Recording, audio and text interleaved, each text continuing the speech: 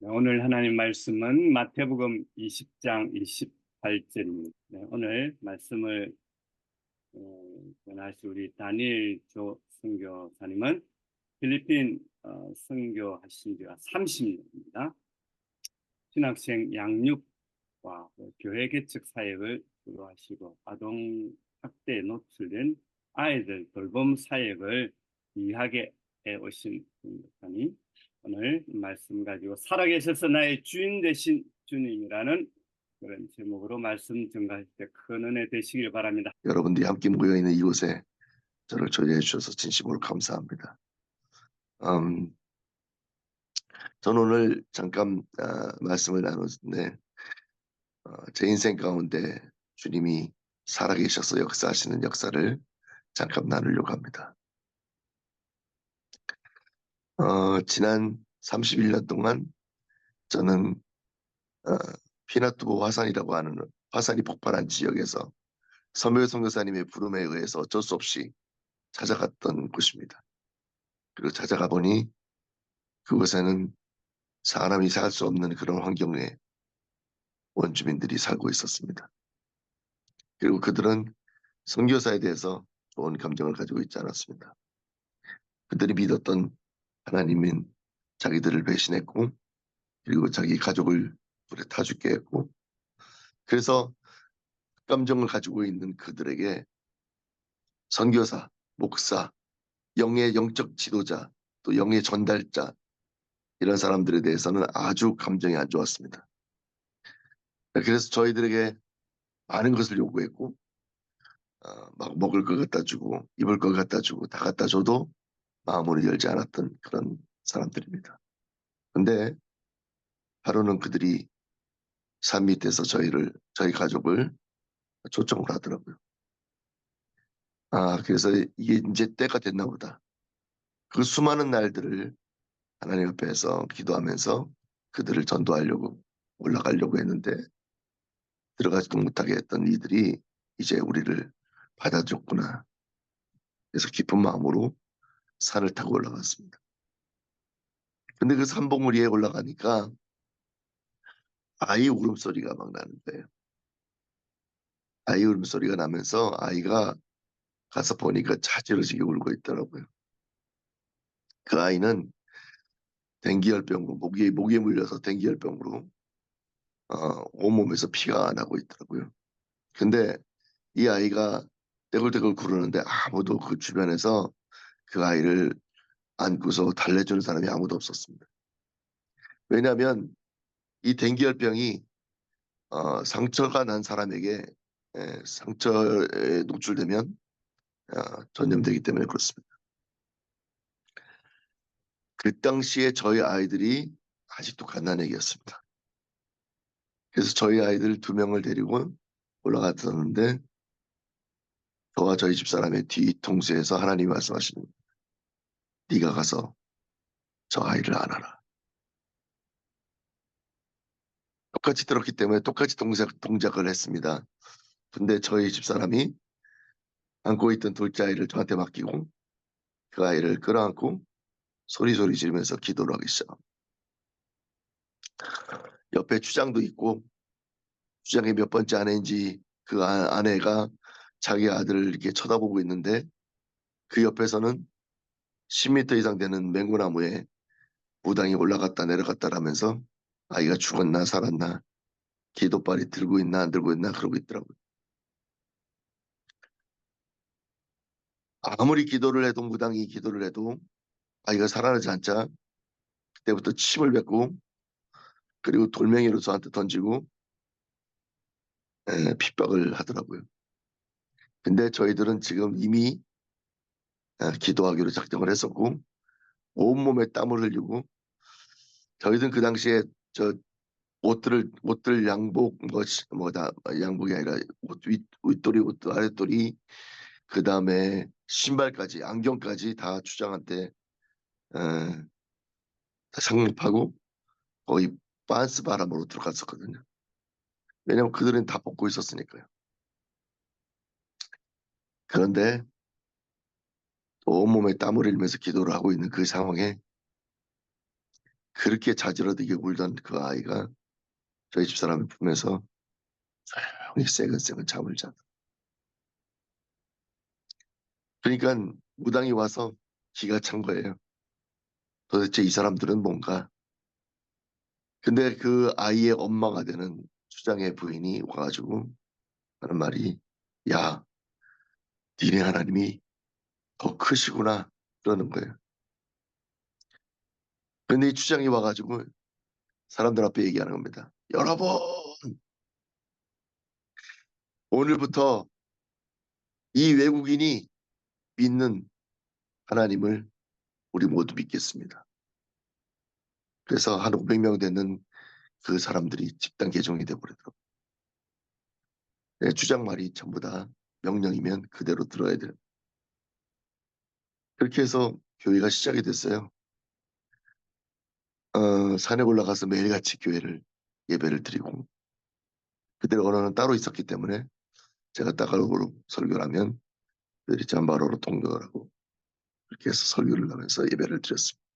그래서 어느 날 청년들이 저한테 찾아왔습니다. 목사님처럼 하려면 우리는 어떻게 하면 됩니까?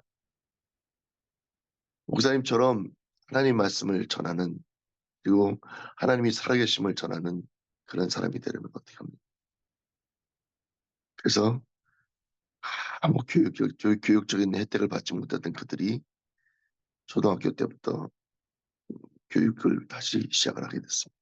그래가지고 몇 년에 걸쳐서 공부를 하면서 일반 상식이 없는 그들이 공부를 해서 신학교를 졸업하고 교회를 짓게 됩니다.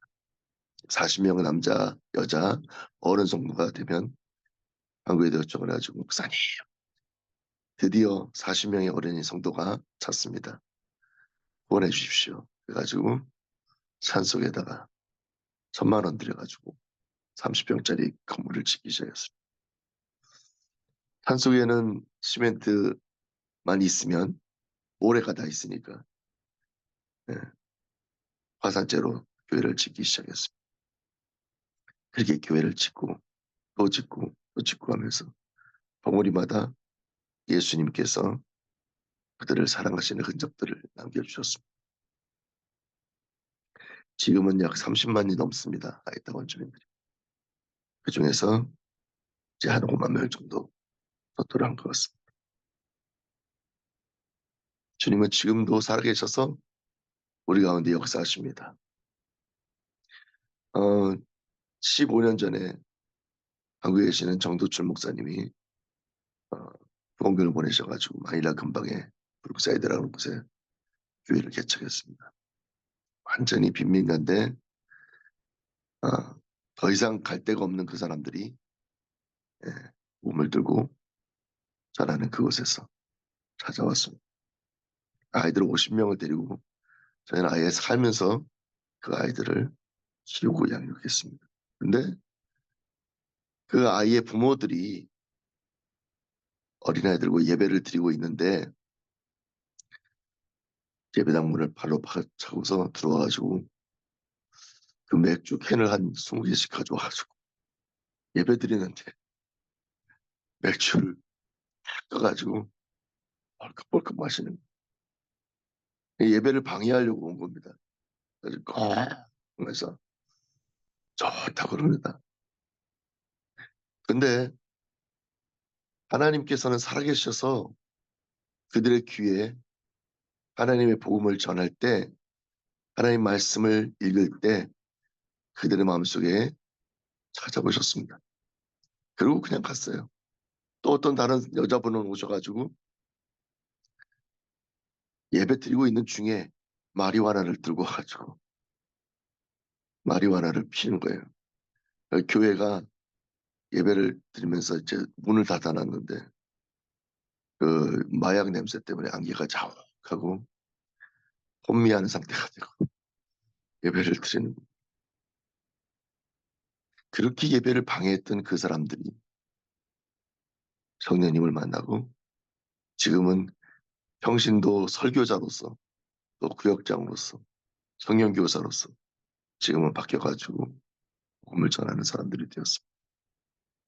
개시 10년 되는 기념날, 그들 중에 두 사람이 신학교에 들어가서 4년 동안 공부를 하고, 지금 이제 작년부터 두 사람이 개척을 해가지고 지금 교회를 합니다. 그것에 어저께부터 이제 피정진 목사님하고 여러 목사님들이 오셔서 지금 집회를 하고 있습니다. 저는 그렇게 생각합니다. 주님이 살아계심을 주님께서 나타내신다. 그냥 우리는 거기에 순종만 하면 돼. 하나님의 일이 땅에 떨어져 죽으면 그것으로 말미암아 많은 열매를 맺히는 역사가 일어납니다.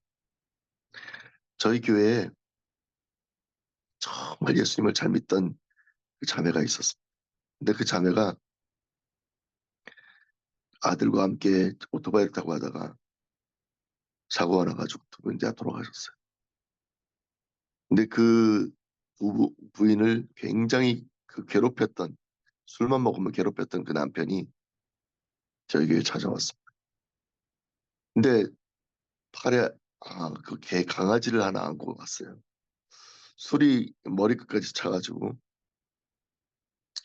세상을 원망하고 하나님을 원망했던 사람이 길 가다가 강아지가 자꾸 귀찮게 하니까 발로 차서 강아지를 상해했던 겁니다. 근데 갑자기 그 강아지 눈을 쳐다봤는데 자신의 그 불쌍한 모습이 강아지 눈에서 보이더라는 거예요. 근데 정규 예배 시간인데 강아지를 들고 저희 교회에 찾아왔어요. 그래서 그 강아지를 안고 기도를 하면서 그 강아지를 병원에 데려가서 치유해 주었습니다. 일주일쯤 지나서 그분이 따라왔어요. 오셔서 목사님, 저 좀 살려주세요. 하는 거예요. 어떤 강력한 힘에 의해서 저는 술을 먹고 있고 강력한 힘에 의해서 저는 하루하루 삶이 사는 게 아닙니다. 그분이 찾아오셔서 같이 강아지를 보러 갔습니다. 보러 갔더니 강아지가 아주 잘 이렇게 치유가 되고 살아나서 막 이렇게 좋아하더라고요. 근데 그 강아지를 보면서 저한테 부탁을 하더라고요. 목사님, 제가 이 강아지를 키워도 되겠습니까? 예, 괜찮습니다. 가서 키우십시오. 근데 기가 막힌 건 그 강아지를 키우는데요. 주변에 돌아다니는 유기견들이 그 사람을 졸졸졸 따라다니는. 그래가지고 그 많은 유기견을 자기 집에 다 데리고 와서 키우기 시작하는 거예요. 근데 기가 막힌 건 이 유기견 때문에 그 강아지를 끌어안고 예배를 드리러 오는데 예배를 드리러 오는 그 시간에 그 주인을 따라서 그 유기견들이 다 따라오는 거예요. 예배 시간에. 그래가지고 예배당 그 마당에 수십 마리가 앉아가지고 같이 예배를 드리는 거예요. 그러던 어느 날 이제 강아지를 끌어안고 그 아이를 제일 예뻐하니까 끌어안고 예배가 끝나고 밖에 나갔는데 마침 지나가던 차가 갑자기 멈추는 거예요. 그러더니 나와서 그 부부가 나오더니 그 아이가 그 강아지가 저희 강아지였다는 거예요.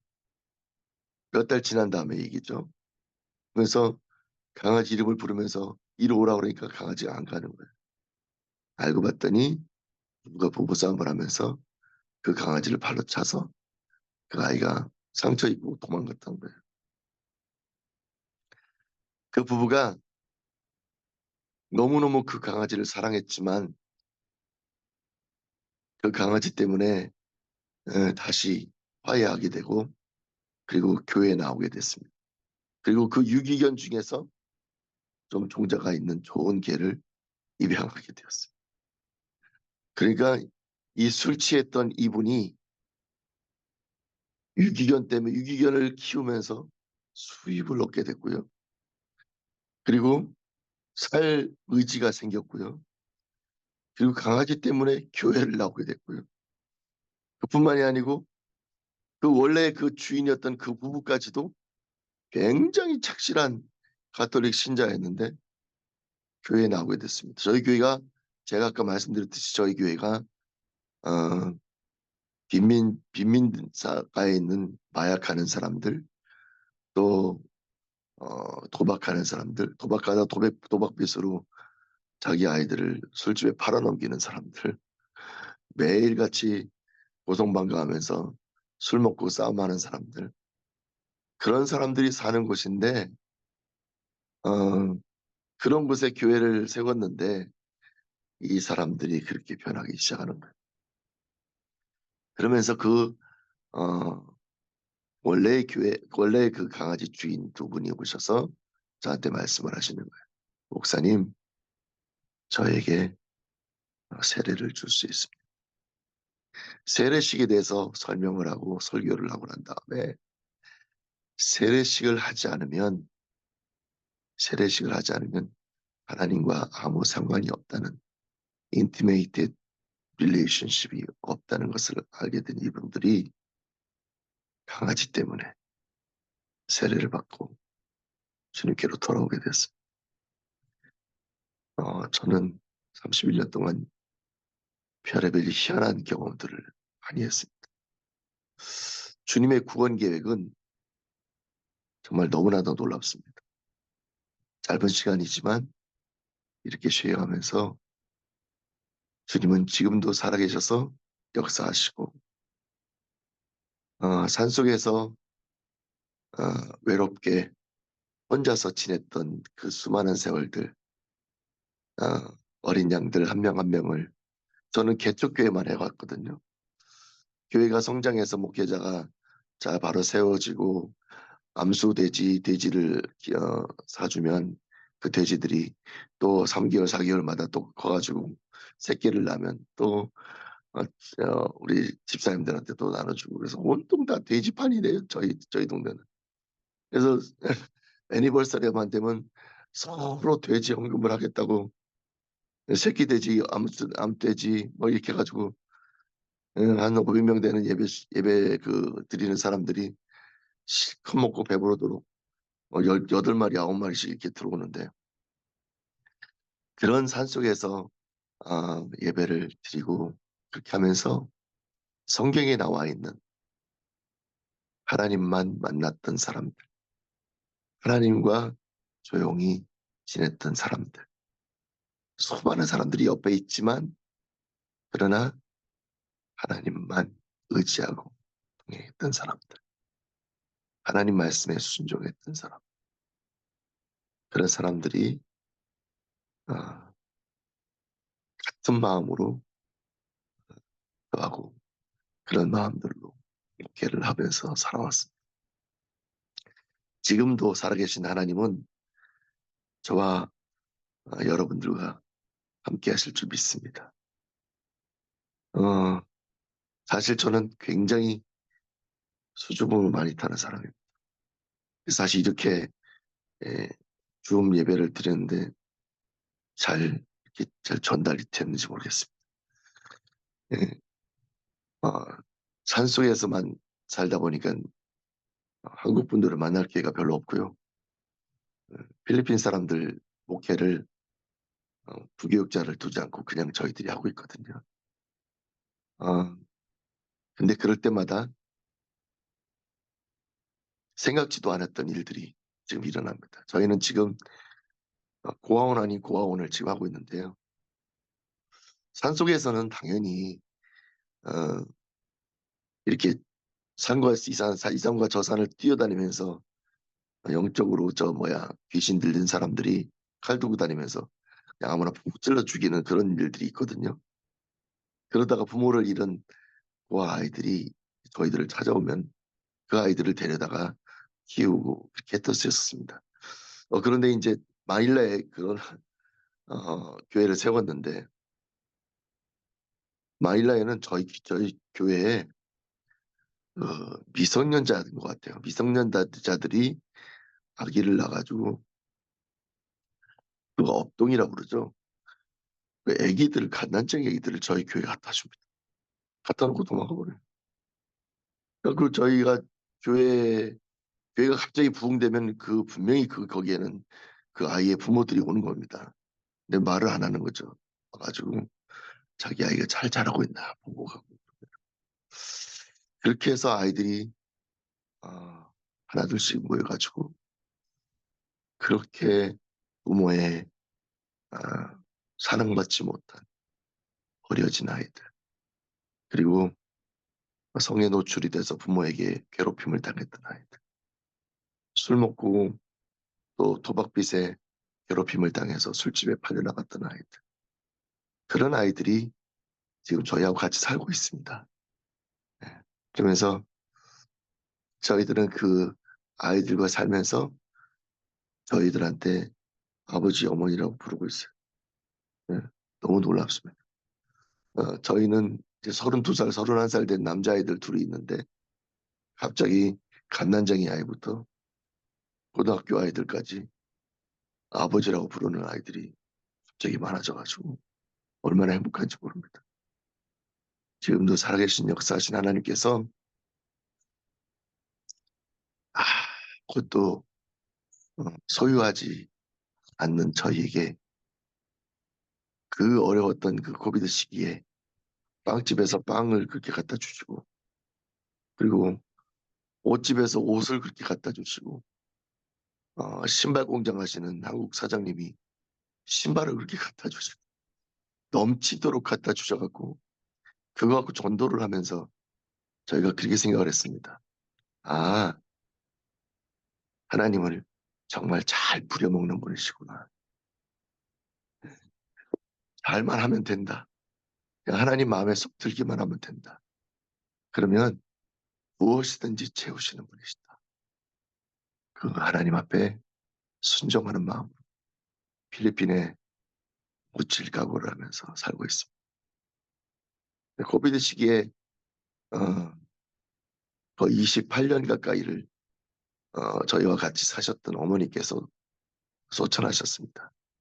거의 한 7년 정도 함께 사셨던 장인어른도 필리핀에서 저희 집사람 품에서 돌아가셨습니다. 그러면서 하나님이 주신 땅에다가 공동묘지에다가 지금을 두 분을 묻어드리면서 저희가 묻힐 곳에 아이들을 데려가서 이곳에 우리가 묻힐 곳이야. 큰아들, 작은아들이 다 미국 가서 캐나다 가서 공부를 했는데 아이들이 갑자기 아빠, 엄마, 저희들은 여기에 안 맞는 것 같아요. 그 원주민들과 같이 살면서 그 맹고나무에서 그 높은 맹고나무에서 원주민들과 같이 경쟁하면서 누가 더 빨리 그 맹고나무 타나 그랬던 아이들이 필리핀이 그리워서 다시 돌아왔어요. 그리고 엄마 옆에서 사역도 했습니다.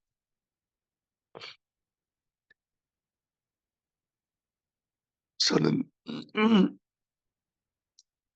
넘치도록 축복을 받았고 넘치도록 사랑을 받았습니다. 하나님은 지금도 살아계셔서 역사하시고 지금도 저희 마음속에 감동을 주셔서 한 영혼 한 영혼을 사랑 인도하셨습니다. 앞으로도 한 영혼 앞에 목숨을 걸 준비가 되어 있습니다. 사랑하는 여러분, 이런 기회를 주셔서 감사합니다. 한국말이 어눌해가지고 제가 예, 한국 가면 제일 힘든 게 뭐냐면 축도하는 거예요. 축도하다가 자꾸 잊어먹거든. 기도하다가 자꾸 잊어먹고. 예, 목사님들이 되게 웃어요. 그 축도하다가 갑자기 안 돼가지고 한국말이 안 되니까 그냥 나가려고 축도를 그냥 이어가지고 수 없습니다. 매일이 기쁨이요. 매일이 기적이요. 매일이 주님의 은혜입니다. 감사합니다.